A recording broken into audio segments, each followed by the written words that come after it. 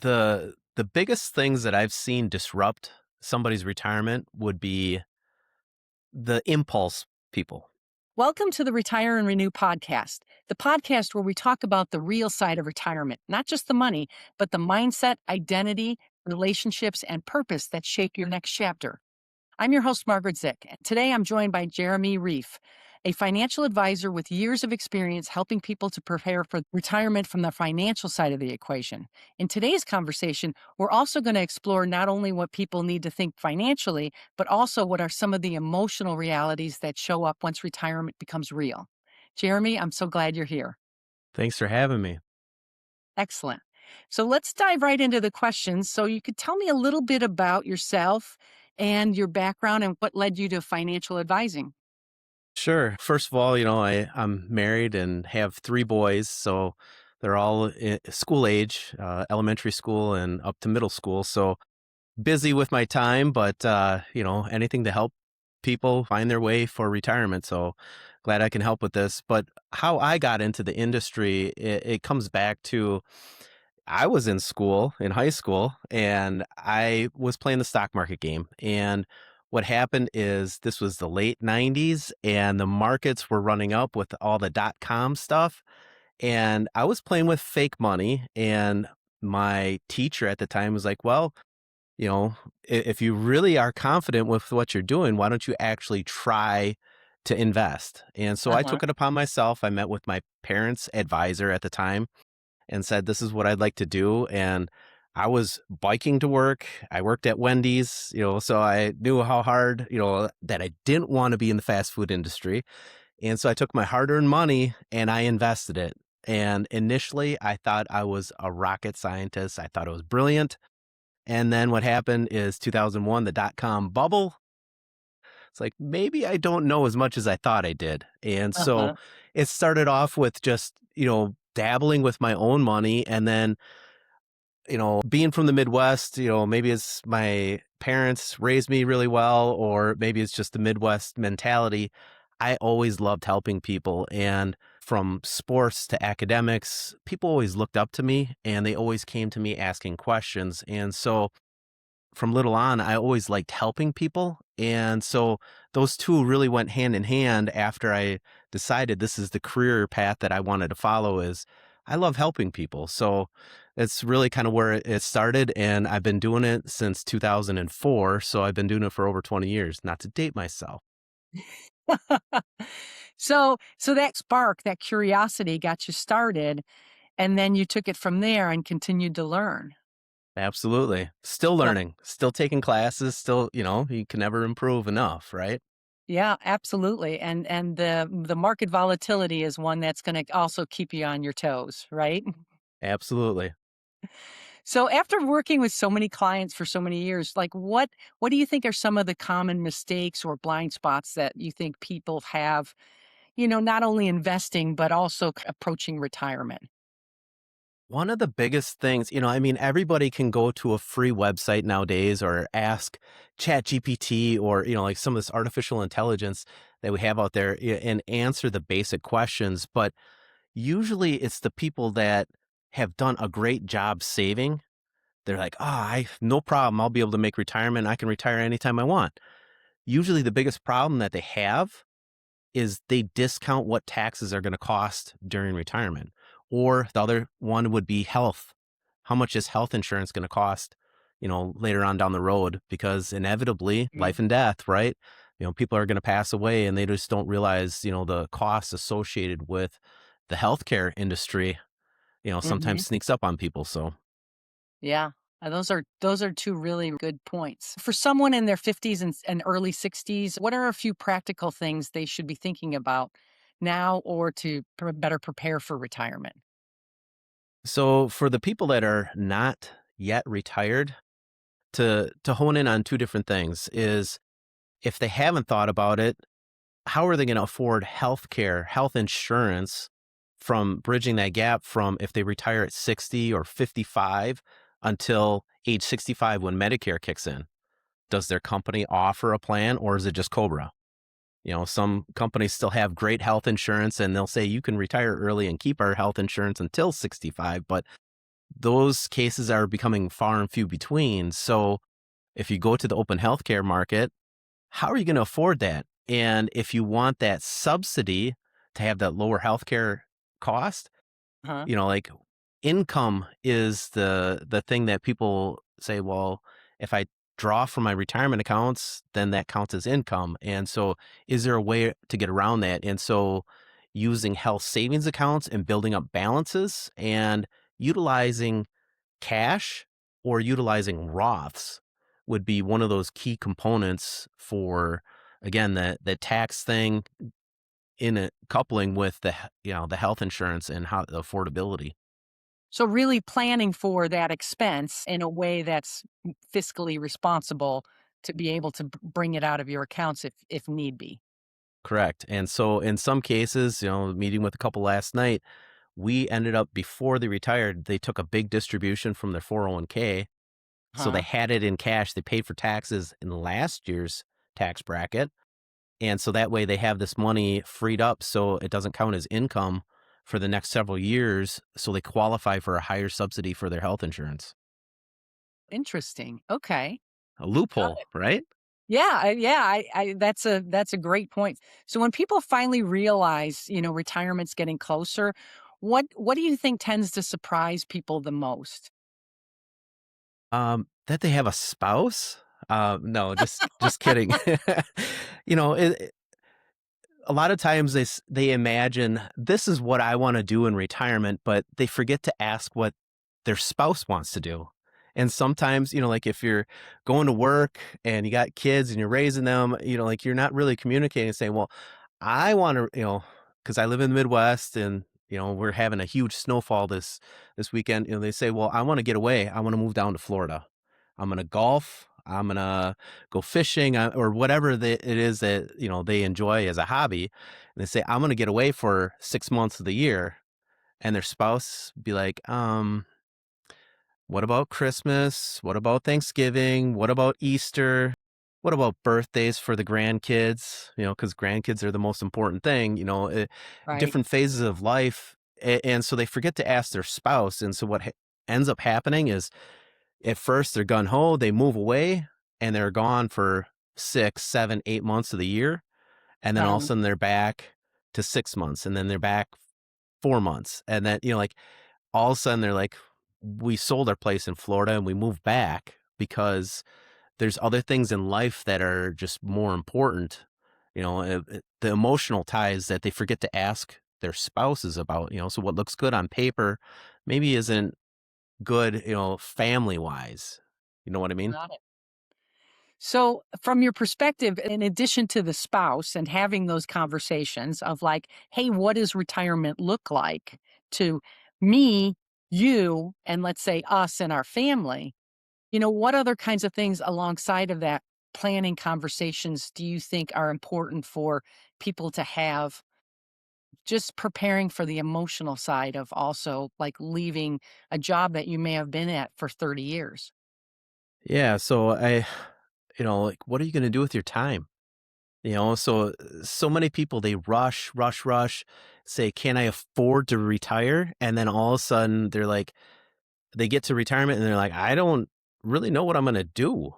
So it was rush for no reason, or they get there and they think this is going to take all their time and they don't end up doing it. Like time management, time is more valuable than the money itself. I mean, obviously you need money to be able to do different things and enjoy life, but it's the time management of things that messes with people and gets people into trouble. So the emotional factor that goes along with the time management, because oftentimes I'll be working with someone and they're like, you know what? I thought I was going to have all this time, and what ends up happening is like, I'm busier than ever. I'm volunteering for this, I'm helping the grandkids with that, and they're pulled in all these different directions that they weren't thinking about. And so, it's again, different phase of life, but if you haven't thought about like what are you going to do to consume your time, and it's different for everybody, so and it plays emotionally different for everybody too. Do you notice a difference between how men and women experience with transition of retirement? I think we talked about this before, but uh, a lot of times, like some of the men that I have dealt with, could be doctors or people that are corporate executives, and all of a sudden they're going from this position of high esteem, like where they're highly regarded, and they get to retirement and they go to a retirement community where everybody like, so you are high up and executive, who cares? You know, we're all in the same community now. Everybody is an equal, like, and so sometimes egos or their heads become one of that things that they have a hard time adjusting to. Like, I'm just a regular Joe again, or my spouse doesn't view me the same way as my coworkers did when I was working, and so a lot of times it's usually the males that especially ones that had held, it could be females too, but usually they adjust a little bit better. People that held a big position sometimes have a harder time adjusting. And a lot of times I find that they end up going back and working for different boards or different, like things to fill their time because they want to feel appreciated for, you know, their minds, like and that ego. Right? And they also can learn that the contribution or their impact doesn't need to stop just because their work stopped. And So, that's where a lot of volunteering comes in, right? yeah. So, have you seen clients struggle with the shift from earning like paycheck to paycheck? Or if you could talk a little bit about the mindset of maybe like spending or being able to enjoy their life. Yeah, that's a great question because that's one of the most difficult things that people do when they, like they're used to having this infinite budget, getting paid every 2 weeks or weekly, whatever their, pay schedule was, to saying, okay, now my portfolio, instead of watching it grow, I have to draw on it. And so one, it's a psychological, change from like seeing and visualizing their portfolio to maybe it grows slower or maybe it stops growing depending on how heavy they have to draw from it. But really, it starts with having a strategy and more specifically, a distribution strategy. Because say, well, if you get paid every 2 weeks, maybe Social Security is one payment per month and maybe a distribution from a portfolio. So you can still get paid two times a month or more if you need to. But, Huh? like the amounts, sometimes like if they retire too soon, maybe they have to budget things and, like making sure that they understand, like, hey, if there's times of market volatility, like we need to start planning things out differently than saying, well, I was used to getting a paycheck every 2 weeks to just pre-planning a distribution and planning that out. Like I said, having distribution planning rather than just saying, oh, I'll use the rule of 4%. That's just a generic rule, but what if you need more than that 4%? Is there a way to sustain retirement without jeopardizing retirement? Yeah, that's a good point. So, what are some of the things that people haven't planned for that sometimes disrupt that planned distribution or, like what they thought it was going to be like? The biggest things that I've seen disrupt somebody's retirement would be, like the impulse people. So some people are a little bit more impulse buyers than others. And so, for example, they had a client that had a couple $1 million of assets, and you initially start planning for them, and then all of a sudden they're like, I went out and bought $1 million house on a whim. Well, that's half of your retirement balance that you were counting on for being able to utilize. Well, now you essentially cut your budget right in half. Like, so a lot of times it's the impulse people that throw a little complication into the mix, like, so sometimes you just have to be aware of, like, it would be wise to, anytime that you have a large purchase or a big idea, so whether it's healthcare or a family need or for just for fun, if it's a big purchase item, you might want to talk or communicate that with, like whoever you're working with, whether it's your accountant or your financial advisor. You just want to have those conversations before you just go out and do it. Got it. So there are people that don't have those conversations and then call you afterwards and go, Absolutely. And then you're left with, okay, here's what your situation now looks like, unless we decide to do something different, like so. Unfortunately, sometimes people kind of get over their heads without consulting first. right? So got it. Make the call first. Call Jeremy Absolutely. first. Well, what would be your advice you'd give someone who is financially preparing and hasn't really thought about like how they want to live or once they no longer work, what's their focus, let's say? So a lot of times, like ask the difficult questions before you retire. I mean, that plain and simple. I mean, uh, like if you were to go and purchase a brand new vehicle, more than likely you're going to go look at it, get in it, touch it, and drive it first before you say, well, I'm just going to throw $100,000 at that brand new whatever. So, Mhm. same thing with retirement. Sometimes if you say, well, maybe I'm going to retire sooner than what I had anticipated because of health or whatever's going on, try retirement before you actually buy retirement. And what I mean by that is if you were saying, well, while I was working, I was accustomed to living on $10,000 a month. Mhm. And in retirement, I was thinking I could do it for 6,000 or whatever the number is. And try and pretend like if you were on vacation, could you get by on 6,000? I mean, you don't actually have to live on 6,000, but you actually keep track. Use an Excel spreadsheet or use your credit card bill or debit card bill to keep track of what you actually spent for say 3 months to 6 months just to make sure that you could actually do it. So again, just trying to do different things and figuring that out budget wise before you actually take the plunge. Because if you retire at your peak earning and quit and you wanted to go back to work because you made a mistake, very difficult to get that same level of compensation, same vacation hours than say if you only worked one more year. Again, it just try it before you buy it. I think is a simplest way to do it if you're a DIY person. Oh, that's great advice. So, like, if you could tell your high school self what your journey would look like as a financial advisor, what would you tell your high school self? That's a great question. I mean, I don't know if I would change anything more so than, you know, uh, for things to invest in, I mean, as far as the stock market goes, again, that's a gamble. The only thing I would say is look into real estate. Like they're not making any more land. Realistically, land will continue to go up because they're not making any more of it. And so that would be another area of opportunity that maybe if I would have thought about it before, I would have got into sooner.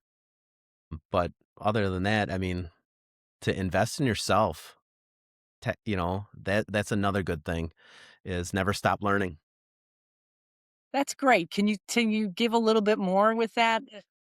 I mean, like in my field, I always have to do continuing education to make sure that I'm giving the best advice possible.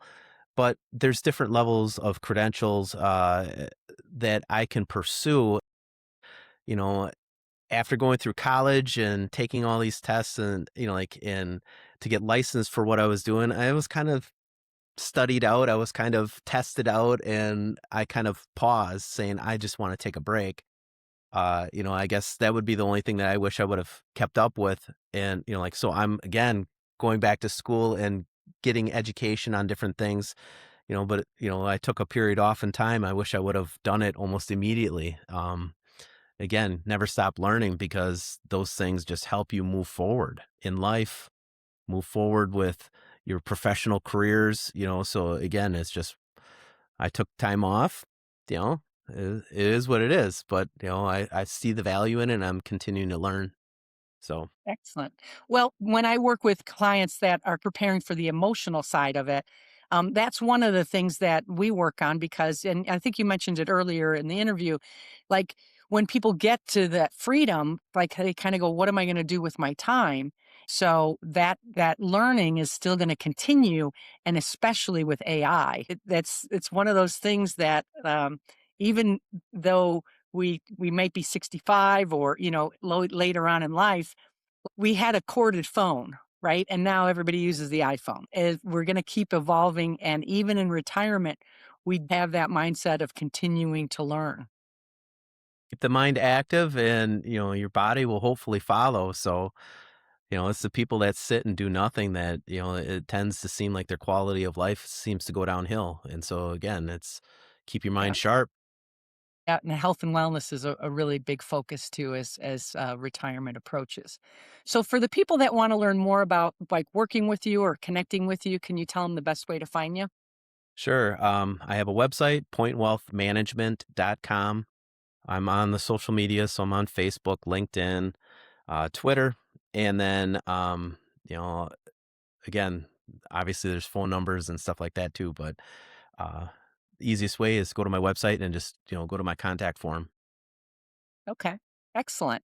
Well, thank you so much. And thank you so much for being here and sharing your perspective. I love the conversation and the highlights as far as to be prepared, to ask the questions, to bring your spouse in. Those are all really, really great points that sometimes people don't think about. And then if you're going to make a major purchase, make sure to involve your financial advisor. So it's also like about creating the life that you want. If this podcast gave you something to think about, share it with somebody who's preparing for retirement or already is in retirement and saying like, now what? But until next time, remember, retirement isn't the end of your purpose. It's an opportunity to renew it. So see you on the next episode.